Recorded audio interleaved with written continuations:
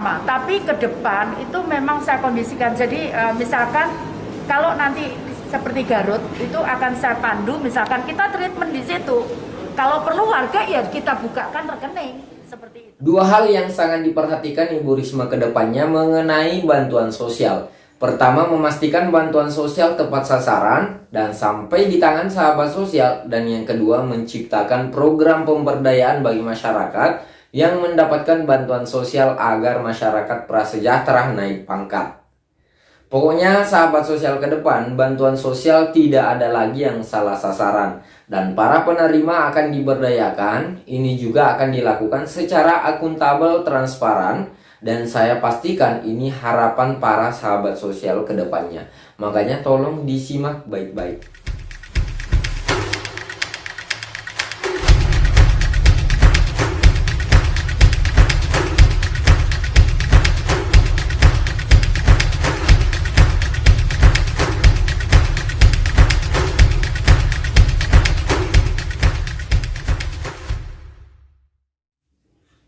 Nah, sahabat sosial, beberapa kali kita sudah sampaikan dan ingin memastikan kepada sahabat sosial bahwa bantuan sosial kedepannya tidak ada lagi yang berbentuk barang. Semuanya akan diuangkan, namun yang menjadi pertanyaan bagaimana sistem penyalurannya ke depan. Bantuannya bisa diambil di mana atau siapa yang akan antarkan bantuannya. Nah, sahabat sosial, seringkali kita mengalami atau mendapatkan ada oknum-oknum jahat, sering memeras ataupun memotong bantuan sahabat sosial.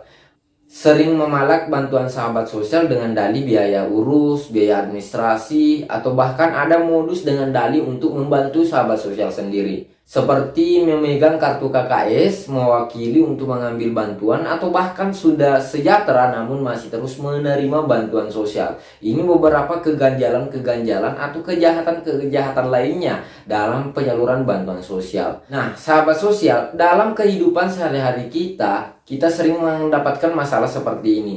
Termasuk masalah bansos sembako kemarin yang melibatkan sejumlah pejabat di Kementerian Sosial.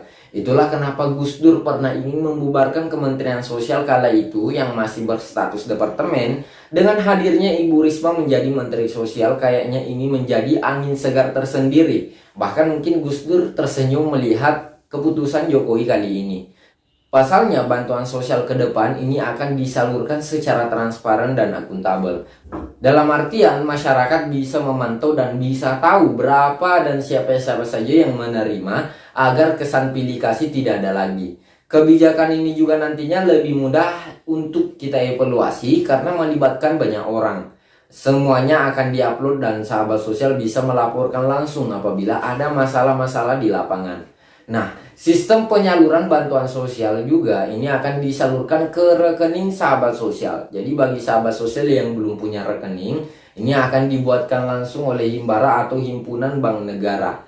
Namun yang menjadi kendala sekarang, bantuan sosial tidak hanya menyasar wilayah kota, melainkan seluruh penjuru daerah, yang mengakibatkan banyak sahabat sosial yang terkendala karena akses yang belum memadai.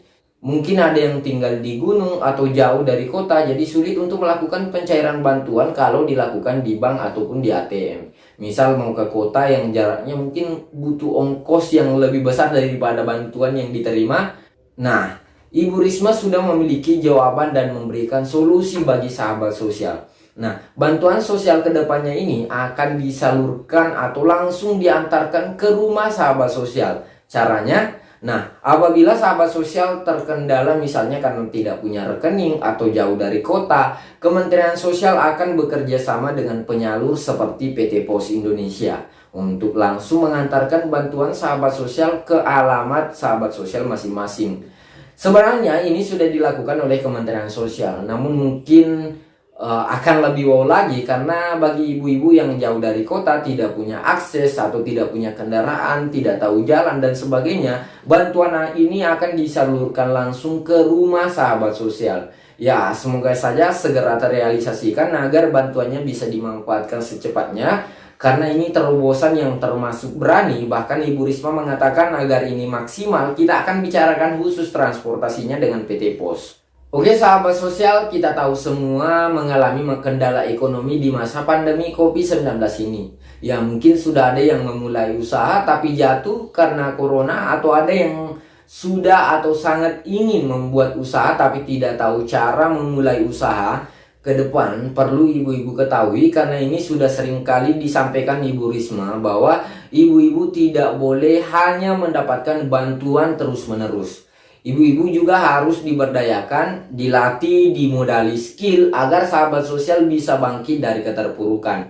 Nanti misalnya ibu-ibu mau buat usaha gorengan, Ibu Risma siap membantu wajan, minyak, bahkan sampai cara mengemas produk ini akan difasilitasi. Makanya anggaran Kementerian Sosial ke depan tidak hanya berbentuk bantuan sosial semata, tapi juga akan dijadikan ke operasional masalah pemberdayaan. Karena kita paham sendiri bahwa bantuan sosial ini tidak akan bisa selalu disalurkan. Bantuan sosial tidak akan ada untuk selamanya. Makanya mulai dari sekarang Kementerian Sosial di bawah kepemimpinan Ibu Risma akan melakukan pelatihan-pelatihan pemberdayaan agar ibu-ibu tidak hanya mengharapkan bantuan. Nah, kemarin Ibu Risma berjanji akan rapat hari Senin untuk menentukan nasib ibu-ibu. Semoga saja apa yang disampaikan bisa segera terwujud, dan semoga rapatnya nanti menghasilkan kebijakan-kebijakan mentereng yang lebih bisa mensejahterakan masyarakat. Semoga amanah Ibu Risma menjadi Mensos bisa dijalankan dengan baik, bisa membawa kita selamat dari jurang kemiskinan. Amin. Nah, ini ada beberapa cuplikan video Ibu Risma membahas masalah bantuan sosial. Simak. Balik beberapa instansi, jadi dia bisa lari ke sana. Kalau yang data juga dan Kementerian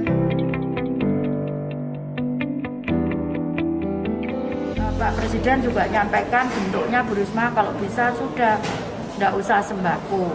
Apa maksudnya tidak sembako? Ya mungkin kayak tidak apa-apa, sambil nanti kita akan treatment dengan pemberdayaan, dengan memberikan, jadi kan kita melatih, kemudian kita memberikan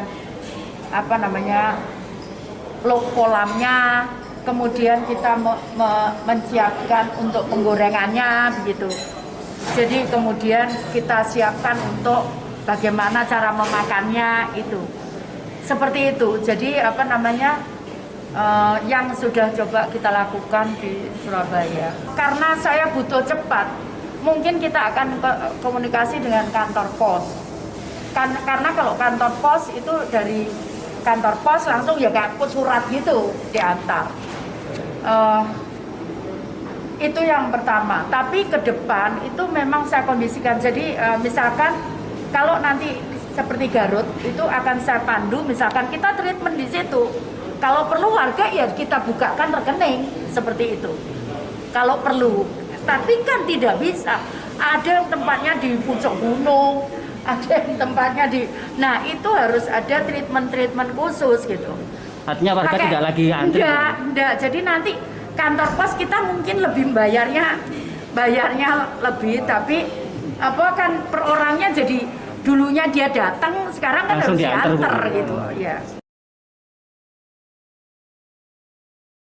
Saya akan perbaiki agak lebih longgar lagi untuk perbaikan data yang mungkin kita akan lakukan. Jadi mungkin kita juga akan lakukan transparan selama 3 hari, kita kembalikan ke daerah, kemudian diupload, semua warga bisa melihat, sehingga ada inputan masing-masing ke kami begitu. Kalau Bu ini tidak betul orangnya begini, itu bisa langsung kita terima saat 3 hari.